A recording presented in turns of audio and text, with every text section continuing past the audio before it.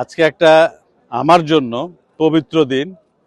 এই নির্বাচনী ট্রেনের প্রথম পদক্ষেপ অর্থাৎ মনোনয়ন উত্তোলনের মাধ্যমে কার্যক্রম শুরু হলো।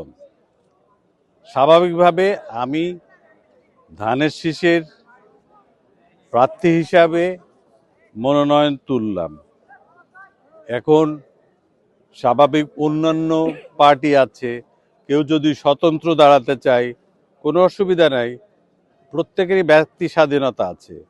তবে আমি যতটুকু বিশ্বাস করি, গোদাগাড়ি তানোর মানুষ গত 17 বছর ভোট দেওয়ার জন্য পাগল ধানের শীষে। তো ধানের শীষ ছাড়া অন্য কাউকে যে বেছে নিবে এটা সম্ভাবনা খুবই ক্ষীণ।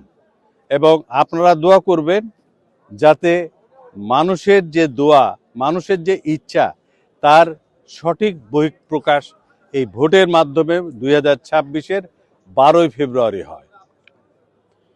আর আপনারা যেটা বলছেন যে অনেকেই হয়তো মনোনয়ন চেয়েছিল, মনোনয়ন চাইতেই পারে।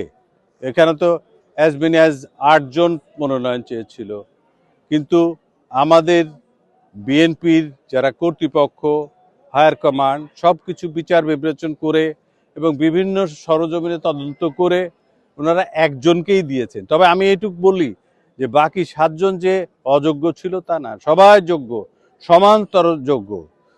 যোগ্যর ভিতরে যোগ্যতর যে তাকেই দিয়েছেন। এবং সেটা আমি মনে করি সবাই আমরা সেখানে ওয়াদা করেছিলাম যে যেই পায় না কেন মনোনয়ন, আমরা বাকি সবাই তাকে সমর্থন দিব। তবে আবারও বলছি, আপনাদের এই সম্ভাবনা খুবই ক্ষীণ যে কেউ স্বতন্ত্রভাবে করবে কিংবা তাহলে তাদের বুঝতে হবে যে ধানের শীষের কিংবা শহীদ জিয়ার আদর্শ বুকে তারা পালন করে না।